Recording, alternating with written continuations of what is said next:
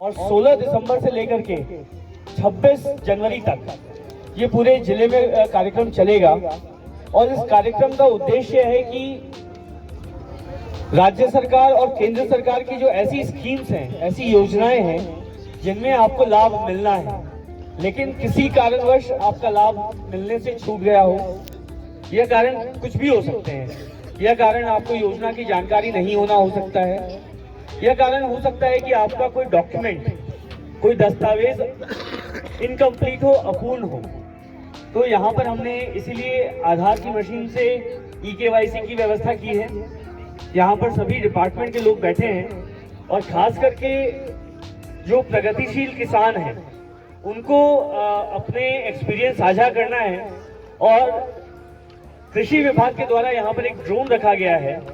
इस ड्रोन के मार्फत ये बताया जाएगा आपको कि किस तरह से जो मॉडर्न टेक्नोलॉजी है, जो नई तकनीक है, उसको यूज करके आप कृषि को और समृद्ध बना सकते हैं, कैसे कम समय में ज्यादा काम कर सकते हैं, और किस प्रकार से, जैसे कई बार किसानों के द्वारा शिकायत की जाती है कि लगातार यूरिया यूज करने से, लगातार फर्टिलाइजर यूज करने से उनकी जमीनों में खराबी हो गई है।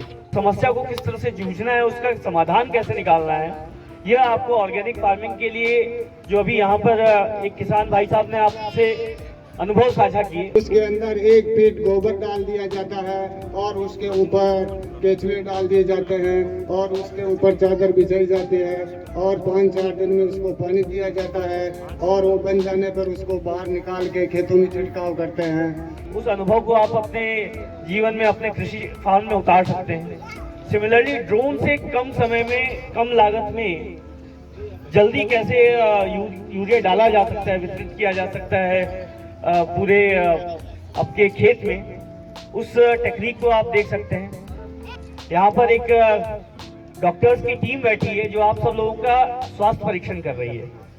अभी माननीय प्रधानमंत्री जी की जो सोच है वो यह है कि सभी लोगों को, 100% लोगों को आयुष्मान भारत में, पूरे भारत में कहीं भी, न केवल आप मोटरों का खेड़ा या फिर भीलवाड़ा या राजस्थान में, बल्कि पूरे भारत देश में कहीं भी जाएं, ट्रैवल के लिए, काम के लिए जाते ही हैं, तो आपको फ्री इलाज मिल सके।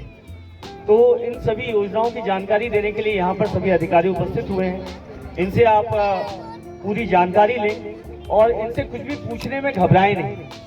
ये आपको बताने के लिए बैठे हैं।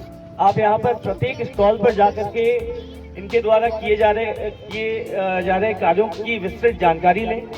कोई भी समस्या हो तो आप डिटेल में पूछ सकते हैं। और जब तक आप लोगों की जिज्ञासा कंप्लीट नहीं हो जाएगी, जब तक सैचुरेशन पूरा नहीं हो जाएगा, यानी कि सभी लोगों के कार्य पूरे नहीं हो जाएंगे, तब तक ये अधिकारी यहाँ पर बैठे रहेंगे। पूरा कार्य पूर्ण करके उसके बाद ही निकलेंगे कि केंद्र सरकार की और राज्य सरकार की जो योजनाएं चलाई जा रही हैं उसका सैचुरेशन मोड में पूर्ण रूप से यहाँ पर लाभ लें और इस कैंप को सफल बनाएं। जिस ऊर्जा और जिस जोश के साथ में माननीय प्रधानमंत्री श्री मोदी जी देश को एक विकसित देश बनाना चाहते हैं, यहाँ के मोदी जी की हृदय में भी उसी तरह का हो रहा है और वो एक विकसित भीलवाड़ा बनाना चाहते हैं। मुझे बहुत ही प्रसन्नता हुई जब कल मैंने बैठक में सारे अधिकारियों का, जिला कलेक्टर महोदय से और बाकी सारे, कि किस किस तरह की योजनाएं और किस तरह से उनका यहाँ पे कार्यान्वयन हो रहा है। तो मुझे बहुत प्रसन्नता हुई कि उन्होंने बहुत सारे क्षेत्रों में बहुत ही प्रशंसनीय कार्य किया है और भारत सरकार की जो मंशा है, जो विकसित भारत की एक कल्पना नहीं है, ये एक साकार देखते हुए हम देख रहे हैं कि आज जो 200 सालों तक जिस इंग्लैंड ने, जिस ब्रिटेन ने हमें, अंग्रेजों ने गुलाम बना के रखा, आज 2022-23 में भारत की आर्थिक तंत्र की साइज उस इंग्लैंड से, उस यूके से हम आगे बढ़ चुके हैं। आज ये बहुत ही बड़े गौरव की बात है। और जब तक हम बड़ा सपना नहीं देखेंगे जब तक हम अपना लक्ष्य या ध्येय नहीं करेंगे, जैसे मैं एक साधारण गांव से आया हुआ हूँ, मुझे तो बचपन में अगर मैं देखता आपका ये मांडलगढ़ तो मुझे लगता है अरे मैं कौन से विदेश में आ गया हूँ। मैं तो मेरा जन्म यहीं पे हाड़ौती में टोंक जिले के एक छोटे से गांव में हुआ था, जहाँ पे न बिजली थी, न कोई पाइप वाला नल था और न ही कोई स्कूल था। और उस गांव में स्कूल नहीं होने की वजह से मुझे जोधपुर में जो अपना पैतृक गांव था वहाँ पे पढ़ना पड़ा था। तो बात ये कहना चाह रहा हूँ कि ऐसा मत समझिएगा कि भाई ये बाहर से आके और हमें बड़ी बड़ी बातें कर रहा है। मैं आप ही की तरह राजस्थान के धरती से जुड़ा हुआ एक छोटे गांव में जन्मा, और लेकिन एक बड़ा सपना देखा कि मुझे आगे बढ़ना है। तो इसी तरह अगर राष्ट्र को भी आगे बढ़ाना है तो बड़ा सपना हमें देखना पड़ेगा। अगर हम कल्पना ही नहीं करेंगे, अगर एक छोटे से गांव में जन्मा हुआ बालक ने ये सोचा कि मैं एक दिन IAS बनूंगा, तो ये सपना साकार हुआ। सपने को साकार करने के लिए सपना देखना ही नहीं, हमें प्रयास भी करना पड़ता है, और प्रयास होता है तो सामूहिक प्रयास होना चाहिए। विकसित देश नहीं हो सकता जिसके गाँवों में समृद्धि नहीं आए। वो देश समृद्ध नहीं हो सकता जहाँ पे शिक्षा, स्वास्थ्य, रोजगार और भोजन की व्यवस्था नहीं हो।